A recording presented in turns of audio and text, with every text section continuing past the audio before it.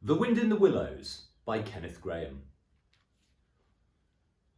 The mole had been working very hard all morning, spring cleaning his little home. There were splashes of whitewash all over his black fur. His back ached and his arms were tired. It was spring in the world outside. Mole could feel the fresh air and sunshine calling to him in his dark underground burrow. Suddenly he threw his brush down. "Bother," he said. "Oh, blow," he said. "Hang spring cleaning." He bolted out of the house and scrambled up the steep, narrow tunnel, which was his front entrance.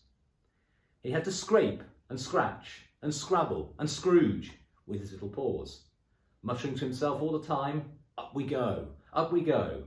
At last, pop, his snout came out into the sunlight, and he found himself rolling in the warm grass of a great meadow. "This is fine," he said to himself. "This is better than whitewashing." He bounded joyfully across the meadow till he reached a gap in the hedge, pushing past an elderly rabbit who said, "Sixpence for using our private road." As he crossed the fields, he suddenly came out onto the bank of a river. He had never seen one before. The water was full of life and movement, glints and gleams and sparkles, chatter and bubble. The mole trotted along beside it, fascinated, until he was tired out. He sat down on the grassy bank and listened to the sound of the water. As he looked at the opposite bank, he saw a dark hole. Something bright and small twinkled in it. It winked, and he saw it was an eye. Then a small face appeared. A brown little face with whiskers, small, neat ears, and thick, silky hair. It was the water rat. The animals stood and looked at each other. "Hello, mole," said the water rat. "Hello, rat," said the mole. "Would you like to come over?" "How can I get to you?" said Mole, not knowing the ways of the river. The rat stooped down and unfastened a rope. He hauled up a little blue and white boat, just the size for two animals. He rowed across and gave Mole his paw to step down timidly into it. The two animals made friends at once. Ratty was very surprised to hear that Mole had never been in a boat before. "There is nothing half so much worth doing," he told Mole, "as simply messing about in boats." Then he had an idea. "Look here, if you've really nothing else to do this morning, why don't we go down the river together and make a long day of it?" "Let's start at once," said Mole, settling back happily into the soft cushions. The rat fetched a wicker picnic basket. "Shove that under your feet." "What's inside?" "There's cold chicken inside," said Rat. "Cold tongue, cold ham, cold beef, pickled onions, salad, French bread, cress and wedges, potted meat, ginger beer, lemonade." "Oh, stop," cried Mole in ecstasy. "This is too much." "Do you think so?" said Rat seriously. "It's only what I always take out on these little outings." Rat rowed silently down the river, while Mole took in all of the new sights, smells and sounds, and trailed his paw lazily in the water. The water rat enjoyed his friend's pleasure and explained why he loved the river so. "It's my world, and I don't want any other." "But isn't it a bit dull at times?" asked Mole. "Just you and the river and nobody else?" "Nobody else? You must be joking. It's full of people. Too many of them sometimes. Otters, moorhens, ducks and so on. About all day long." "What lies over there?" asked Mole, waving a paw towards a dark background of woodland beyond the fields. "Oh, that's just the wild wood. We don't go there much, we riverbankers." "Aren't they very nice people in there?" asked Mole nervously. "Well, the squirrel's all right. The rabbits are a mixed lot, and Badger's all right. Nobody interferes with him. They'd better not." "Why? Who should interfere with him?" asked Mole. "There are others, weasels and stoats and foxes and so on.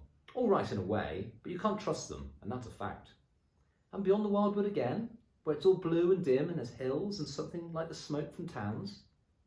"Beyond the wildwood comes the wide world," said Rat, "and that's something that doesn't matter to you or me." So they began their picnic, and Mole tucked in, for it was a long time since breakfast. While they were eating, they met two of Rat's friends. One was the otter, swimming underwater to catch fish. He climbed out on the bank, shook himself, and had a word with them. Drops of water glistened on his whiskers. The other was Mr. Badger, whose stripy head suddenly pushed through the thorny hedge. He grunted, company, disappeared. Mr. Toad was on the river too, the otter told them. Suddenly he shot past in a brand new racing skiff. He was short and fat, splashing badly and rolling from side to side. "He'll never do well in a boat," said Rat. "Not steady enough," said Otter, and suddenly vanished after a fish. A stream of bubbles on the water was all that could be seen of him. Toad's always trying something new, explained Rat. Last year he had a houseboat, but he soon gets tired of things.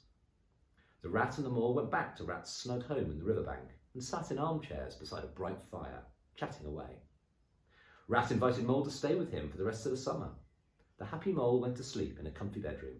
His newly found friend, the river, was lapping against the bank, and he could hear the wind whispering in the willows.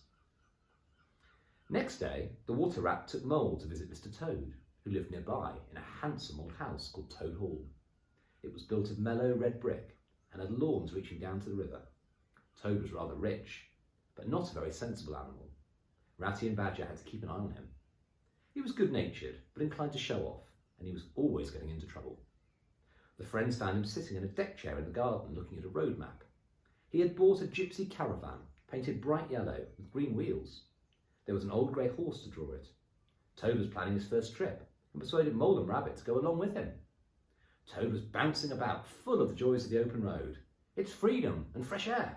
Here today and somewhere else tomorrow, across the rolling downs, he cried excitedly. The three of them set out, but before they had gone far, disaster struck. They were walking along the country lane quite happily, leading the horse, and suddenly a loud boop boop was heard. A magnificent motor car, all plate glass and chromium, flashed past them, flinging out a cloud of blinding dust. Then it was gone, a speck in the distance. The poor horse was frightened and bolted. The caravan turned over and fell into the ditch. Its windows were smashed and one wheel came off. Ratty and Mole were furious. "You road hog!" they shouted, shaking their fists. But Toad just sat there in the dust, a dazed look in his eye, muttering, "Boop, boop." He did not care about the wrecked caravan. He was already thinking about how marvellous it would be to drive a car. Next day, on the riverbank, everyone was talking about the latest news. "Have you heard? Toad went up to London by an early train this morning, and he has ordered, what do you think, a large and very expensive motor car." The long, hot summer had ended at last. Now it was winter. Mole was still staying with Ratty on the riverbank. One cold afternoon, the Mole decided to go to the wild wood and visit Mr. Badger. He was the only one of Rat's friends the Mole had not met properly, as he was not very sociable. In the winter, most animals stay at home and rest after an active summer. Some of them go to sleep for most of the time, and you cannot persuade them to do very much. So Mole knew that if he wanted to see Mr. Badger, he would have to call on him. He slipped out of Ratty's warm parlour into the open air. The sky was steely. The countryside was bare. Twigs crackled under Mole's feet. Trees took on ugly, crouching shapes. The light faded. Mole began to feel frightened. Then the faces began. Little, evil, wedge-shaped faces, looking out of holes and then vanishing. Mole kept up his pace and, looking round, saw every hole with a face in it, all fixing him with evil, sharp looks. Then the whistling began, very faint and shrill behind and then ahead of him. Mole was alone and far from help, and night was closing in. Then the pattering began, tiny feet pursuing him, rustling through the fallen leaves. He ran and started bumping into the trees. Meanwhile, Rat had discovered Mole was not at home. He saw his footprints outside leading to the wild wood. Seizing a stout stick, he set out at a smart pace to track him. At last he found the Mole in the shelter of an old beech tree, trembling all over, and so glad his friend had come. And then it began to snow, thick and fast. Soon a white carpet covered the ground, and all the paths and landmarks were lost. Rat and Mole made their way with difficulty through the wild wood. Then Mole fell against something hard that cut his leg. It was a door scraper. "Where is there a door scraper? There must be a door." "Where there's a door scraper, there must be a door," said Rat sensibly. Digging down, they found a doormat, and then a very solid front door, with a brass plate with Mr. Badger on it, and an old-fashioned bell pull. They tugged at it. They could hear the bell clanging a long way down. Badger took some time to come to the door, wearing his old slippers and a thick dressing gown. He was rather grumpy at first at being disturbed, but welcomed them into the firelit kitchen. Great smoked hams and strings of fat brown onions hung from the rafters overhead. Badger gave them a good supper, and they sat talking by the fire, about Toad and his craze for motor cars. "Something would have to be done about that," said Badger, when the winter was over. In the morning they had porridge for breakfast, with two young hedgehogs who had got lost on their way to school. Badger showed them all the back door out of his lair, through a maze of tunnels that led to the edge of the wood.